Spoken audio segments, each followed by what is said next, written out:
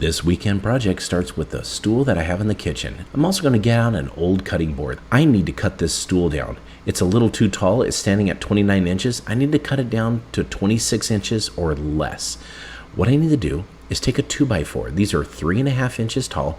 I'm going to use this against the table, which is going to give me a level mark against the bottom of the stool legs.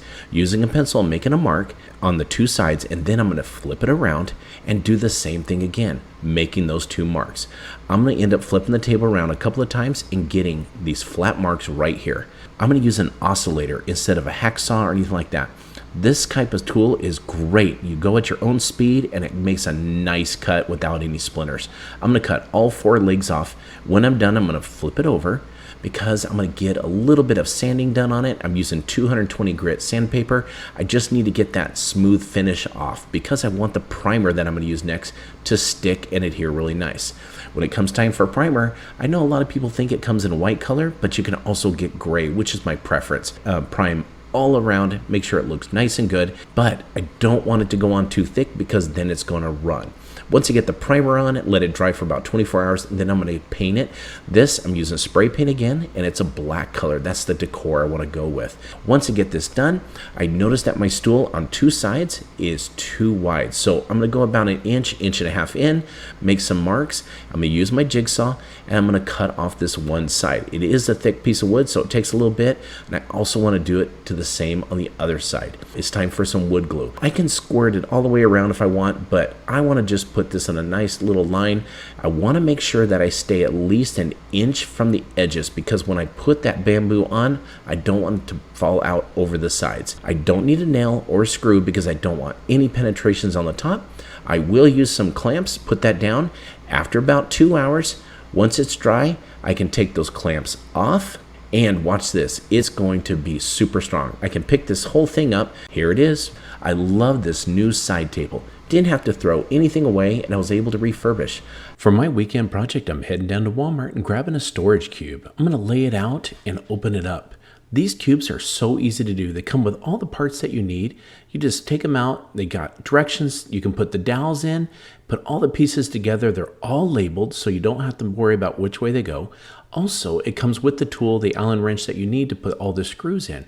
Actually, it's really strong, but I think there's more I can do with this project. So I grabbed some scrap plywood and I cut it out to make it where it's just a perfect size. It does overhang the edges a little bit, but that's exactly what I'm looking for. Also in the back, I want to make sure it's flush. I'm going to use my brad nailer to hold the piece down to the storage cube.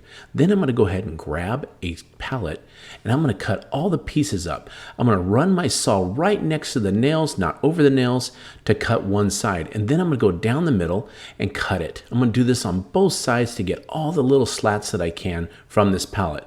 Once I get them all collected, it's time to cut the ends because I used the skill saw and I need 90-degree ends. So I'm going to use my saw, my miter saw, to get it cut.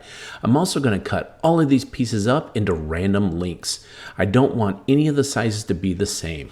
Then I'm going to go ahead and start staining. I did choose 3 different colors to stain, plus some of them I didn't stain at all. I don't need to do the sides or anything, just the tops. And you can see I'm using multiple colors here with dark, pecan, and also gunstock. The first one I'm going to put down, I'm going to use some wood glue, start at the corner on one end, and I'm going to put this piece down that has a walnut stain on it. Once I got it down, I'm going to use my brad nailer to hold it in place with a few of the brads. I'm going to put some glue down, and this one is an unstained piece because it actually has its own color. I'm going to brad nail this down, 2 brads on each side, and then I'm going to start working my way down. All of these boards are the same width, but different lengths. So every time I put a board down, I'm going to use some wood glue and the brad nails to hold it in place. Once I do get to the end though, they are going to stick over. But that is not a problem because I'm going to put a guide on the edge and I'm going to use my skill saw to then cut all the pieces that hang over. This is going to give it a nice, smooth, right angle edge. Then I'm going to take my miter saw and I'm going to cut some scrap boards, and these are going to be that go around the edges. It's going to give it a nice trim look. Last but not least, it's time to put on some polyurethane. It goes on a little bit milky, but that's okay. Once it dries, it's going to be clear and it's going to give it a great finish. Now, once I get it all on there, it's time to bring it inside and take a look at this. I love how this storage cube turned out. It's got a nice top and it looks really good decorated.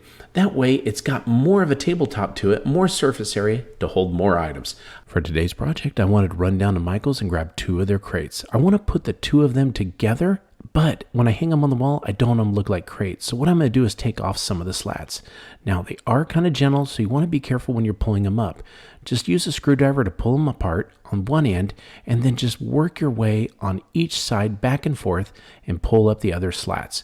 I'm going to do this on one of each side, and I'm going to do it on the back and take away half of the back slats. That way it gives it more of an open look. Now I need to join the 2 together, so the best thing to do is wood glue. I'm going to go ahead and spread it out along the 2 slats on each side that are still there, and then use my finger to rub it out. You want to make sure that you spread it out because the glue then can drip when you join it together. Once I got it all settled, I'm going to join the 2 crates together, but there might be a gap. So I'm just going to grab some clamps and put them together. That will hold it, and then I want to use a pin nailer and drive some pins right into the slats. They're really small and it's hard to see, especially once we stain it. Again, grab some glue and I'm going to put those slats that I pulled off and remove the staples and put them on the front. I'm going to spread them just even enough that I could put some towels in there. Once I get the first slat put on, I'm going to go ahead and put the next one on also. Again, using my pin nailer just to hold it in place till the glue dries. Then it's time to go ahead and put some shelves in. First thing I'm going to do though is go ahead and put a runner down the side with more of the wood that I put apart and pin nail that into place. Once I get that done, then I can put one on the back and then start building my shelf. It's again back to the saw, and I'm going to cut them to equal length. I have enough to put 4 of these on, so I'm going to space them as evenly as I can using the pin nailer to put them back in place again. Once I get all these shelves on, it's going to really start looking good, and it gives it kind of a better look than just putting 2 crates together. Once I get that shelf together, then I got to put a hook on the back, 2 of them, to hang it from. A picture hook will do just great and to get it nailed in. Once that's done, I'm going to grab my favorite wood stain, which is walnut, and I'm going to go ahead and just start spreading it out. Now, I don't use a brush. I do use a towel because I feel I can get some better penetration with it. Once I get it all smoothed out, and I got to make sure also that I don't put too much on. If I do, I can always wipe off the excess. But using a towel is really good because look at that grain. It's just really starting to pop. Now, once I get this stain on and I let it dry, it's time to put it on the wall and decorate it. And it just fit perfectly right where I need it in the guest bathroom. I think it turned out amazing, and it's nice to have a shelf and place to put the towels. I absolutely love this project. It was simple to do and inexpensive. I hope this inspired you to use your own Michael crates to make your own wall decor. Thank you for watching Home Talk, and we'll catch you next time.